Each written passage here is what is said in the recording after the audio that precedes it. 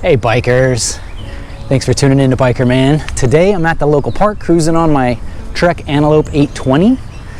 It's a bike that I bought about a year ago and that I put some elbow grease into, added a couple parts, and made it into just a cruiser.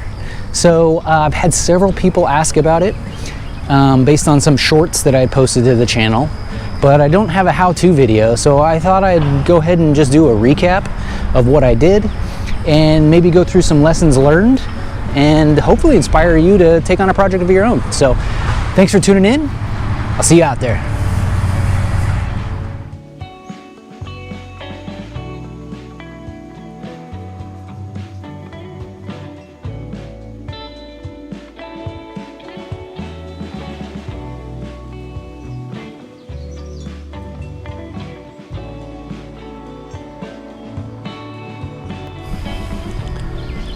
Hey bikers, before I get into kind of like lessons learned with the build, I just wanted to go through the bike real quick front to back to give you an idea of the things that I did and didn't do, and you know, kind of what my thinking was with everything. So let's get started.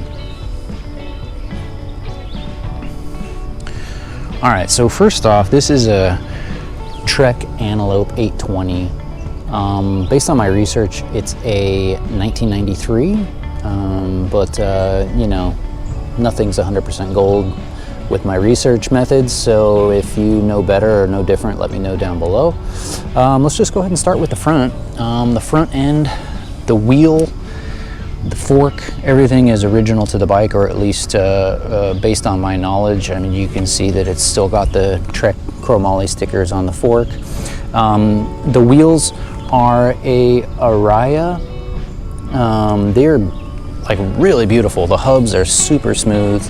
Really the only thing that I needed to do wheel wise was clean everything up, and I didn't even touch the hubs. They were in such great shape. All the spokes were in good shape. Nothing needed to be, you know, no wobbles or any broken spokes or anything like that, which is nice. Same thing with the brakes. Disassembled everything and cleaned everything up, re-lubed everything, but everything was functional, and even the brake pads were in great shape, so I didn't really need to mess with those at all. Only thing I did on the wheels was I replaced the tires. It had the guy who had it before was going to make it into like a flat bar gravel bike, and so he had some like really beefy Maxxis tires on there. You know, cool for somebody else, but they were just too much tire. I think they were a 2.3. And I want to just be able to just kind of like zoom around town on this thing. So I put some 1.9s. They're the Continental double fighters. I would have probably put something with like a contrasting, you know, sidewall or whatever those are called, if I did it again, just to give a little bit more bounce to the bike. But I do like the chrome and black contrast, so I'm happy with them. The tires themselves are cool. I could probably do a little bit better on the look. But, and then in addition to the tires, I did put new tubes on. The tubes were fine, the old tubes were fine, but, you know, it's hard for me to put tires on and not spend another 10 bucks on tubes. So that's sort of the front end there. And then coming up top, I did change out the bars. Like I mentioned, he had the flat bars on there. I put these Soma Oxfords on. They've got like a real nice sweep. And you know, just for cruising around, sitting up all right, they're a really nice bar. I wish that it was easier to go and test bars before you bought them, but I am happy with these ones, so wouldn't do anything different as far as that is concerned. As far as everything else up top here, the brakes are the ones that were already on it, the Altus C10, and then some Shimano shifters.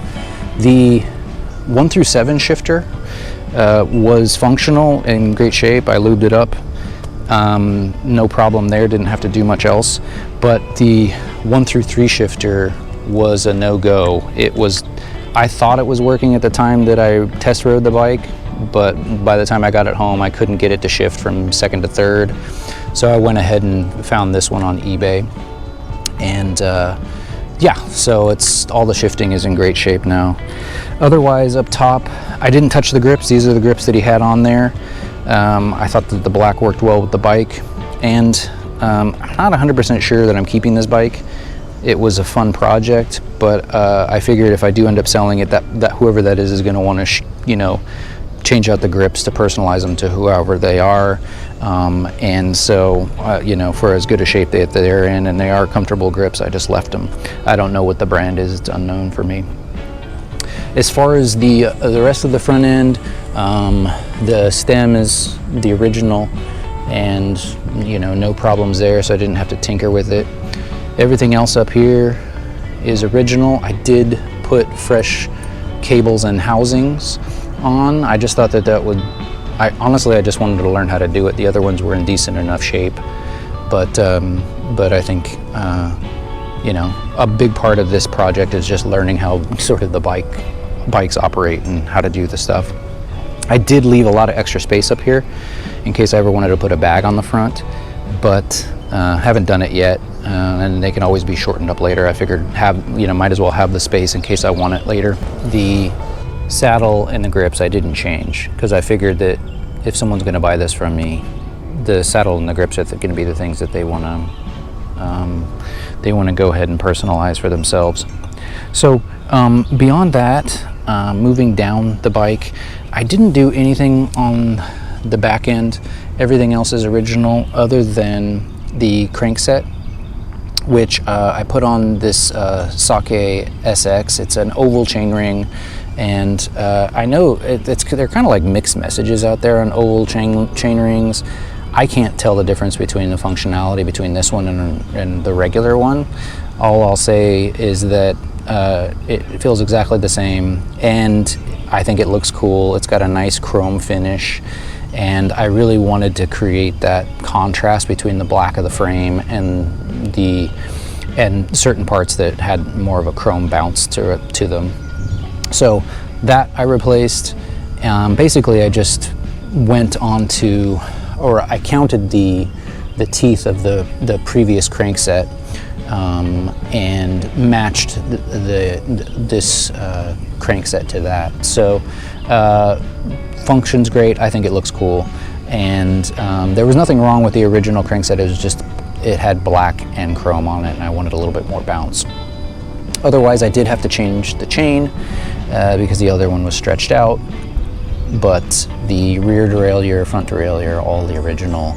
I just had to dig in, get everything cleaned, lubed, and the reality is that the cleaning and the lubing is something that I would recommend, because I learned so much about bikes doing it. And I know that sounds silly, I ride bikes all the time, but it was a great learning experience. So anyway, gone through the bike, told you what I've done front to back. Now let's talk a little bit about some things that I learned, maybe things that I would do different in the future, and just some things to look out for if you decide to take on this kind of project yourself. Okay, tip number one, thing that I would do different, thing that I did that I think helped me save money a little bit, is know what you want before you start. Okay, the guy who had this before, like I said, he thought he wanted to do a gravel bike, flat bar, drop bar. He wasn't totally sure. He put tires on it. He tried to do a couple other things, and then he realized how much it was going to cost him to do what he wanted. So kind of plan that out, have an idea beforehand, because that'll help you shop for the right bike. It'll help you do a little bit of research on the things that are most important to you. You know, for me personally, I knew that I wanted to spend a little bit of money on the bars. And so that a big portion of my build costs were going to come from that. But otherwise, there wasn't anything that I had to do. I wasn't going to change the drivetrain. I wasn't going to have to hopefully change the brakes or anything by doing, you know, a drop bar setup. So know that beforehand. I think that will save you time and money, and you know, for the most part, going into it, you'll know what you're looking at. Okay, tip number two, be comfortable with the fact that you're not going to get your money back out of this. Okay, the reality is there's a lot of videos out there, guys and girls probably, telling you that you're going to be able to find an old bike for cheap, and you're going to be able to do it for a couple $100, and maybe you can, okay? If you take my first advice and you really know what you're looking for, you might be able to do that. But the reality is that this is a nickel and dime project, and you know, it starts off, maybe you get a good deal on the bike, but then you decide, because you got a good deal on the bike, that you're going to do A, B, C, D, and E. You're going to spend money. You're not going to be able to flip it and make money off of it. So as long as you're comfortable with that going into it, it's fine. You know, this is a project of passion for me. I enjoyed it. If I can break even on what I spent, I'll be totally happy and use that to do the next project. And the reality is, I learned so much off of it that really, that at this point, that was my favorite thing about the project. So definitely be comfortable with the fact that it's a labor of love.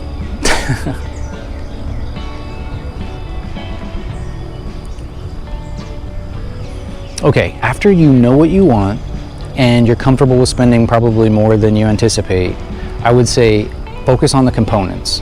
Yes, it's important to find a frame that you like, to find a manufacturer you like, but the reality is that the stuff that really adds up are, for me, the drivetrain, the handlebars, the brakes, the seat. It can add up really fast. So really spend the extra time when you're test riding it or when you're looking at it to find out if it's going to be something that you can clean and fix, or if it's going to have to be something that has to be replaced. For me, the big one was the shifter. I had to replace that. But for the most part, the other stuff that I changed was for aesthetic purposes. So just really focus on the components. A lot of this stuff you can find, and maybe if you shop for the right bike to begin with, you can have a better idea of what's out there in the used market. That could be really helpful, but definitely focus on those components. When I rode the bike, everything felt good, looked good, and even then I had to change the shifter. So luckily it wasn't a huge drag on the budget, but focus on the components. If those things are bad, or you have to dig into a hub or something like that, it's going to get costly time-wise, money-wise. So definitely focus on the components.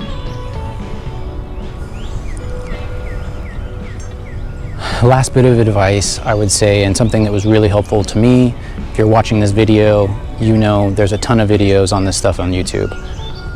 For almost any job that you need to do on the bike, you'll be able to find a video that at least puts you in the ballpark of doing it. That isn't this video, because like I said before, I didn't plan for this to be a video. I've just had a lot of people reach out and ask about it, so I figured I'd put it together. But there are a lot of guys doing cleaning on bikes. Do a search for the specific type of bike. There's probably a guy doing it or a girl doing it out there, and it can really be helpful. A lot of the stuff that I was worried that I might have to replace just really needed a good clean and lube. So anyway, check the videos, check YouTube, incredible resource. And I have never done this before. I think that this is a pretty good result for having never done anything, and it has done everything that I wanted to do so far. So anyway, all of that knowledge came from YouTube and just messing around, making mistakes. All right, now last I just wanted to go through the price list for you, because I think that there's a lot of, there are a lot of videos out there that want to make it seem like that this is cheap, and maybe to some guys it is a cheap hobby, but I don't know that a lot of those videos really tell you exactly what people spend. So I'm just going to go through it line by line and tell you the reality of the situation, and you can gauge for yourself if your local market is one that you can either spend something in this range or even do better or do worse. I don't know.